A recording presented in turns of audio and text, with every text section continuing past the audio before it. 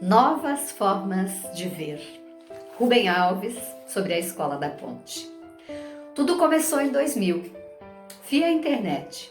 Comecei a receber e-mails de um desconhecido de Portugal, Ademar Ferreira dos Santos.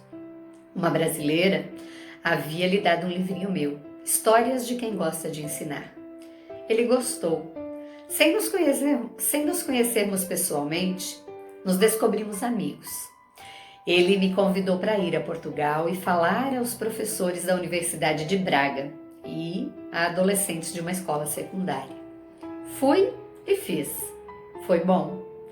Aí, numa manhã, ele me disse: "Vou levar-te a conhecer uma escola diferente." "Diferente? Como?" Perguntei. "Não é possível dizer-te. Tu verás." Chegamos à escola. Na sua frente havia um pátio arborizado e lá estava o diretor, professor José Pacheco. Aprendi que ele se recusa a ser chamado de diretor por razões que explicarei mais tarde.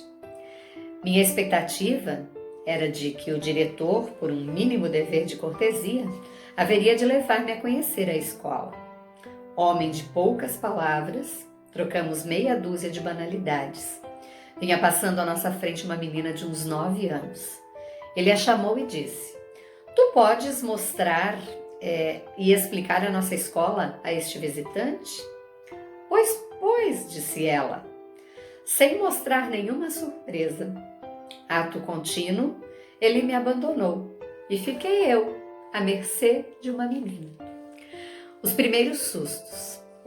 Eu nunca tinha tido experiência semelhante e nunca imaginei que fosse possível que um diretor entregasse à sua aluna, uma menina de 9 anos, a tarefa de mostrar e explicar a sua escola a um educador estrangeiro. A menina não se fez de rogada, encaminhou-se resolutamente na direção da porta da escola e eu, obediente, a segui. Chegando à porta, ela parou, voltou-se para mim e disse em voz resoluta e confiante: "Para entender a nossa escola, o senhor terá que se esquecer de tudo que o senhor sabe sobre escolas.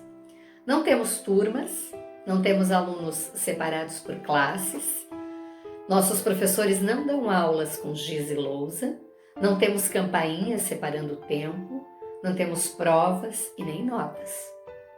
Foi o segundo susto. As palavras da menina produziram um vazio na minha cabeça, porque as escolas que conheço, mesmo as mais experimentais e avançadas, têm professores dando aula, têm turmas, têm sala de aula que separam as crianças, têm provas e testes, têm notas e boletins para o controle dos pais. Professores aprendizes. Perguntei: "E como é que vocês aprendem?" Ela me respondeu: "Formamos um pequeno grupo de 6 pessoas em torno de um tema de interesse comum. Convidamos um professor para ser o nosso assessor. Ele nos ajuda com informações bibliográficas e de internet. Estabelecemos de comum acordo um programa de trabalho de 2 semanas e durante esse tempo lemos e pesquisamos.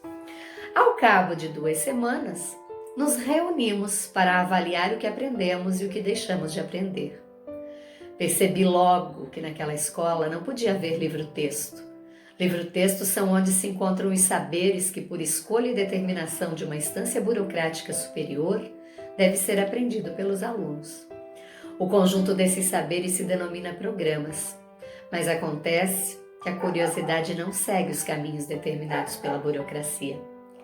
Sem livro-texto, as crianças têm que aprender a procurar os saberes necessários à compreensão do tema que é de interesse comum.